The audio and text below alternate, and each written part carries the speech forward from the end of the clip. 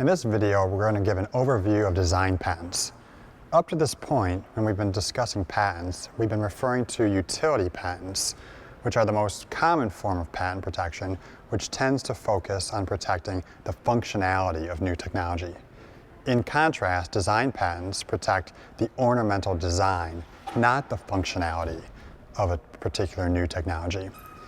Design patents are becoming increasingly common. In fact, in the smartphone patent wars, companies like Apple are protecting and enforcing design patents like never before. Design patents differ from utility patents in a number of ways. With a utility patent, as we've discussed, the scope of the patent protection is defined by words that form claims, and they have elements that focus on the important aspects of the functionality of the technology. In contrast, with design patents, there's only one claim, and the claim tends to be a picture. The solid lines of the claim show what's actually covered by that design patent, and dotted lines are there just for background. They're not actually part of the claim. Design patents are typically easier to get. They're cheaper, and they can typically issue around a year, in contrast to utility patents, which can take 3 years or more to issue. Also, the allowance rate for design patents tends to hover around 90%, which is much higher than the PTO's allowance rate for utility patents.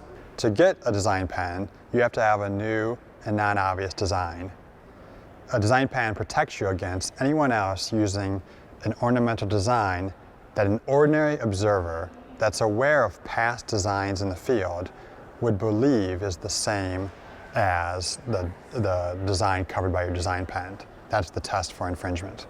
Another way that design patents differ from utility patents is that you cannot file a provisional patent application, which you can eventually base your design patent on. Provisionals are not available for design patents. Also, with design patents, you can recover the infringer's profits, which may lead to a higher damages calculation than one could get from utility patents, where you typically can't collect the infringer's profits. You can only collect, at most, the patentee's lost profits. One strategy that people use for design patents is to file multiple design patents to try to protect the design of a single product. With each design patent, they focus on a particular aspect of the design, but not the entire design. This allows them to have broader protection than they'd have from a single design patent seeking to cover the entire design of a product. This is because typically the scope of protection for a single design patent is less than you'd receive from a utility patent, because all you're protecting is the particular design that you show in your claim. Whereas with a utility patent, you have a claim defined in words that make up elements, and you cover any other technology that incorporates each of those elements, even if they cover other aspects. A strategy that more and more technology companies are using to implement design patents as a way to create a barrier around their product is to file multiple design patents seeking to cover a single product design. With each design patent, they focus on a particular aspect of that design, not the entire design.